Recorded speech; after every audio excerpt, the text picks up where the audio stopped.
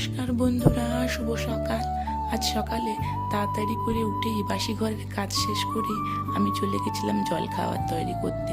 আজকে জলখাবারে ছিল রুটি আর নিউট্রেলা। জলখাবার তৈরি করার পরেই স্নান শেষ করে আমাদের নিত্য রাধাকৃষ্ণের কাছে আমি পুজো করতে চলে গেছিলাম।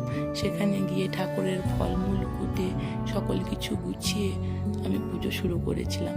আজকে এত তাড়াহুড়া কারণ আজকে আমরা 3 দিন মামার বাড়ি যাব সবাই, তাই সকাল থেকে উঠেই সব কিছু জোগাড় যন্ত্র করে আমরা বেরাবো।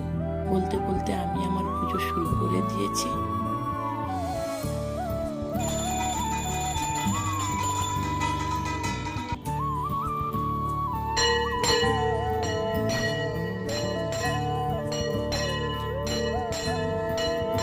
রাধাকৃষ্ণের কাছে পুজো দিয়েই আমি নিচে আমাদের ঠাকুর মন্দিরে এসে ঠাকুর পুজো করেছি। আমাদের কৃষ্ণ ঠাকুরের মূর্তিটা কি সুন্দরই দেখুন, মন্দিরটাকে দেখলে খুবই ভালো লাগে।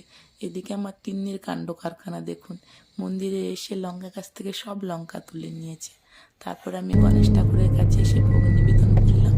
এরপরে সবাই বেরিয়ে পড়লাম মামার বাড়ি যাওয়ার উদ্দেশ্যে। আমার